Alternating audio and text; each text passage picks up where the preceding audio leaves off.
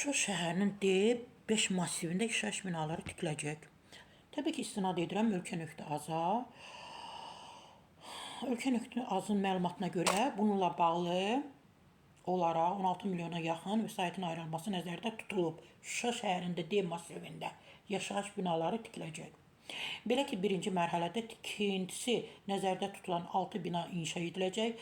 Layihə Şuşa şəhəri Dövlət Qoruğu İdarəsinin təşəbbüsü ilə müqavilə bağlanacaq, şirkət tərəfindən həyata keçiriləcək. Binalar məhz 4 mərtəbəli olacaq.